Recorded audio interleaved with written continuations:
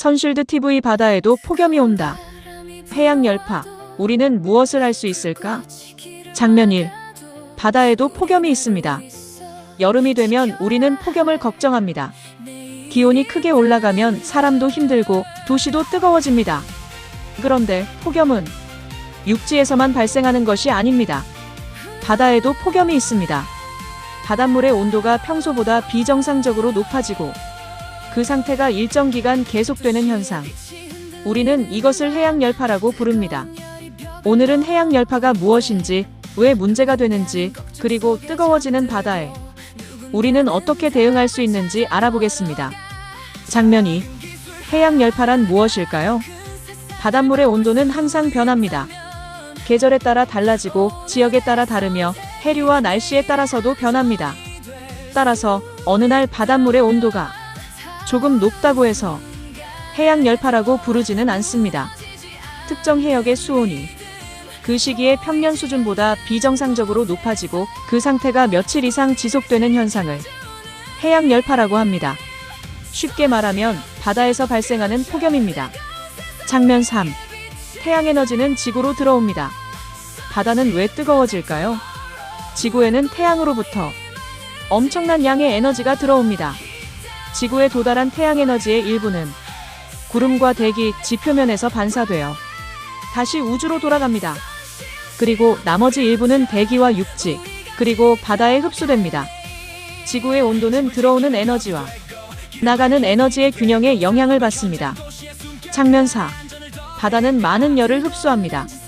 지구온난화가 진행되면서 지구 시스템에는 추가적인 열이 축적되고 있습니다. 그리고 그 추가 열의 대부분을 바다가 흡수하고 있습니다. 육지보다 훨씬 넓고 깊은 바다는 엄청난 양의 열을 저장할 수 있습니다. 그래서 바다는 지구온난화 과정에서 매우 중요한 열 저장고 역할을 합니다. 장면 5. 바다는 거대한 열 저장고입니다. 바다가 열을 흡수한다는 것은 우리에게 좋은 면도 있습니다. 바다가 많은 열을 받아들이면서 대기의 온도 상승을 어느 정도 완화하기 때문입니다. 하지만 그 열은 사라지는 것이 아닙니다. 바다 안에 저장됩니다. 그리고 해양에 축적되는 열이 증가하면 평균적인 해수온도 역시 높아지는 방향으로 영향을 받을 수 있습니다. 그만큼 해양 생물이 살아가는 기본 환경도 변하게 됩니다. 장면 6. 해양 열파는 왜 발생할까요? 해양 열파의 원인은 한 가지만 있는 것이 아닙니다. 장기간 진행되는 해양 온난화 위에 여러 지역적인 조건이 겹칠 수 있습니다. 강한 햇빛이 계속되거나 바람이 약해져 표층에 따뜻한 물이 충분히 섞이지 않거나 해류의 흐름이 달라질 수도 있습니다. 대기와 해양의 순환 변화로 특정 해역에 따뜻한 물이 머물 수도 있습니다. 이러한 조건들이 복합적으로 작용하면서 강하고 오래 지속되는 해양 열파가 나타날 수 있습니다. 장면 7. 바닷물 1, 2도의 차이가 중요할까요? 여기서 한 가지 의문이 생깁니다. 바닷물 온도가 1도나 2도 올라가는 것이 그렇게 심각한 문제일까요? 사람에게는 1, 2도의 차이가 크지 않게 느껴질 수도 있습니다. 하지만 바다에서는 상황이 다릅니다. 장면 8. 해양 생물에게는 다릅니다. 물고기와 페류, 산호와 해조류 등은 각각 살아가기 적합한 수온 범위를 가지고 있습니다. 그리고 생물이 견딜 수 있는 온도에도 한계가 있습니다. 평소 수온이 이미 그 한계에 가까운 상태라면 몇 도의 추가적인 상승도 생물에게 큰 스트레스가 될 수 있습니다. 장면 9. 수온 한계를 넘으면 어떤 일이 생길까요? 고수온에 장기간 노출되면 해양 생물의 정상적인 생리 활동에 영향이 생길 수 있습니다. 먹이 활동이 달라지고 성장에 영향을 받을 수 있으며 번식에도 문제가 생길 수 있습니다. 스트레스가 심해지면 질병에 취약해질 수도 있습니다. 그리고 상황이 더욱 악화되면 대규모 폐사로 이어질 수도 있습니다. 바다에서는 몇 도의 차이가 생존 조건을 바꿀 수도 있는 것입니다. 장면 10. 고수온은 산소 문제도 만들 수 있습니다. 수온 상승에는 또 다른 문제가 있습니다. 일반적으로 물의 온도가 높아지면 물에 녹아있을 수 있는 산소의 양은 감소합니다. 그런데 높은 수온에서는 일부 생물의 대사 활동이 증가하면서 더 많은 산소를 필요로 할 수도 있습니다. 이용할 수 있는 산소는 줄어드는데 필요한 산소는 늘어날 수 있는 것입니다. 그래서 고수온과 산소 부족이 겹치면 해양 생물의 스트레스가 더욱 커질 수 있습니다. 장면 11. 양식장이 먼저 위험해질 수 있습니다. 이제 해양 열파를 양식장의 관점에서 생각해 보겠습니다. 양식장은 많은 생물을 제한된 공간에서 키우는 경우가 많습니다. 고수온이 장기간 지속되면 양식 생물의 스트레스가 커지고 먹이 섭취와 성장에 영향을 받을 수 있습니다. 질병에 취약해질 수도 있고 상황이 심각하면 대량 폐사로 이어질 수도 있습니다. 고수온은 결국 양식장의 생산성과 생존에 직접적인 문제가 될 수 있습니다. 장면 12. 피해는 우리의 식탁까지 연결됩니다. 양식장의 피해는 그곳에서 끝나지 않습니다.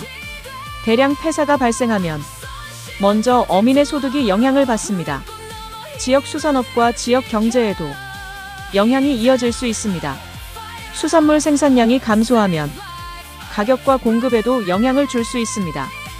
결국 바다에서 시작된 온도의 변화가 어민과 시장을 지나 우리의 식탁까지 연결될 수 있습니다. 해양 열파는 환경 문제이면서 산업과 생활의 문제이기도 합니다. 장면 13. 그렇다면 바다를 식히면 되지 않을까요? 여기서 이런 생각을 할 수 있습니다. 바닷물이 뜨거워졌다면 바다를 식히면 되지 않을까요? 하지만 바다는 너무나 거대합니다. 바다 전체를 인위적으로 냉각하려면 상상하기 어려울 정도로 막대한 에너지가 필요합니다. 해류와 수온을 인위적으로 크게 변화시키는 것 역시 또 다른 해양 생태계 문제를 만들 가능성이 있습니다. 따라서 바다 전체를 식히는 것은 현실적인 해결책이라고 보기 어렵습니다. 장면 14. 목표를 바꿔야 합니다. 그렇다면 무엇을 해야 할까요? 목표를 바꿔야 합니다. 바다 전체의 온도를 낮추는 것이 아니라 해양 열파를 미리 발견하고 위험 지역을 예측하고 피해가 예상되는 곳에서 빠르게 대응하는 것입니다. 그리고 양식장처럼 특별히 보호해야 하는 공간에서는 열 스트레스를 가능한 범위에서 줄이는 방법을 찾아야 합니다. 해양 열파를 없애는 것이 아니라 피해를 줄이는 것입니다. 장면 15. 첫 번째 대책은 관측입니다. 대응하려면 먼저 바다에서 무슨 일이 일어나고 있는지 알아야 합니다. 인공위성은 넓은 바다의 해수면 온도 변화를 관측할 수 있습니다. 해양 부위는 특정 해역의 환경 변화를 지속적으로 측정합니다. 수중 센서를 이용하면 수온과 염도, 용존산소와 같은 정보를 실시간으로 확인할 수도 있습니다. 바다의 변화를 지속적으로 관측하는 것이 해양 열파 대응의 시작입니다. 장면 16. 두 번째는 예측과 경보입니다. 관측한 데이터는 미래를 예측하는 데 활용할 수 있습니다. 해수 온도와 해류, 기온과 바람, 과거의 해양 데이터와 기상 정보를 함께 분석합니다. 여기에 해양 예측 모델과 데이터 분석 기술을 활용하면 고수온 위험이 높아지는 지역을 미리 파악하는 데 도움을 받을 수 있습니다. AI 기술 역시 방대한 데이터를 분석하고 위험 판단을 지원하는 데 활용될 수 있습니다. 관측하고 예측하고 경보하는 것. 이것이 해양 열파에 대비하는 중요한 안전망입니다. 장면 17. 세 번째는 현장에서 대응하는 것입니다. 고수온 위험을 미리 알았다면 양식장에서 대응해야 합니다. 양식종과 시설 조건에 따라 사육 밀도나 먹이 공급을 조절하고 산소를 추가로 공급하는 방법을 검토할 수 있습니다. 시설 여건에 따라 수심을 조절하거나 물을 순환시켜 국지적인 고수온과 산소 부족을 완화하는 방법도 생각할 수 있습니다. 필요한 경우 고수온이 심해지기 전에 조기 출하를 검토할 수도 있습니다. 지역과 어종, 수심과 해류가 다르기 때문에 현장의 대응 방법도 각각 달라져야 합니다. 장면 18. 열이 들어오기 전에 줄일 수 있을까요? 그런데 한 가지 질문이 남습니다. 지금까지의 방법은 주로 고수온이 발생하거나 예상될 때 피해를 줄이는 방법입니다. 이번에는 조금 다른 관점에서 생각해 보겠습니다. 태양에너지가 바다 표면에 도달하면 일부는 반사되고 일부는 바다에 흡수됩니다. 흡수된 태양에너지는 해수의 열에너지로 전환될 수 있습니다. 그렇다면 양식장처럼 범위가 제한된 중요한 공간에서는 강한 일사에 의한 열부하 자체를 일부 줄일 수는 없을까요? 장면 19. 바다에도 열관리 기술이 가능할까요? 생각해 볼 수 있는 방법 가운데 하나는 차광과 태양복사 관리입니다. 양식장의 일부에 적절한 차광 구조를 적용하거나 태양에너지를 과도하게 흡수하지 않는 표면과 구조물을 연구할 수 있습니다. 하지만 바다는 건물과 완전히 다른 환경입니다. 소금물과 강한 자외선, 파도와 바람, 태풍을 견뎌야 합니다. 부식과 생물 부착 문제도 고려해야 합니다.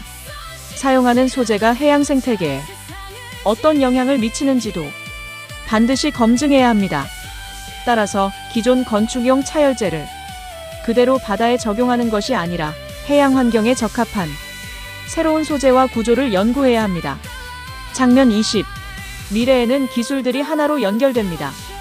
미래의 양식장을 한번 생각해 보겠습니다. 위성과 기상정보가 넓은 해양 환경을 관측합니다. 양식장의 센서는 수온과 용존산소를 측정합니다. AI와 해양 예측 시스템은 고수온 위험을 분석합니다. 위험도가 높아지면 어민에게 경보가 전달됩니다. 필요하면 차광이나 열관리 시스템을 활용하고 물의 순환을 강화하거나 산소 공급 시스템을 작동시킬 수 있습니다. 관측과 예측, 센서와 AI, 소재와 구조, 순환과 산소 공급, 그리고 사람의 대응. 각각의 기술이 연결될 때 하나의 해양 안전 시스템이 만들어질 수 있습니다. 장면 21. 우리가 지켜야 하는 것은 생명과 산업입니다. 해양 열파는 단순히 바닷물의 온도가 올라가는 현상이 아닙니다. 바다의 온도가 변하면 해양 생태계가 영향을 받고 양식업과 어업이 영향을 받으며 지역 경제와 수산물 공급에도 영향을 줄 수 있습니다. 결국 바다의 변화는 우리의 생활과 연결되어 있습니다. 우리가 바다 전체를 인위적으로 시킬 수는 없습니다. 하지만 더 빨리 발견하고 더 정확하게 예측하고 더 빠르게 대응할 수는 있습니다. 그리고 중요한 해양 공간이 받는 열 스트레스를 줄이는 기술도 연구할 수 있습니다. 뜨거워지는 바다, 새로운 안전 기술이 필요합니다. 기후가 변하면 안전 기술도 변해야 합니다. 우리가 바다 전체를 식힐 수는 없습니다. 하지만 해양 열파를 더 일찍 발견하고 더 정확하게 예측하고 더 빠르게 대응할 수 있습니다. 센서와 AI, 새로운 소재와 구조, 물의 순환과 산소 공급. 이러한 기술들이 서로 연결된다면 뜨거워지는 바다에서 생명과 산업을 지키는 새로운 안전망이 될 수 있습니다. 바다를 억지로 바꾸는 기술이 아니라 변화하는 바다를 이해하고 그 변화에 현명하게 대응하는 기술. 바다의 폭염에 대비하는 기술. 어쩌면 이것이 미래 해양 안전 기술이 새로운 시작일지도 모릅니다.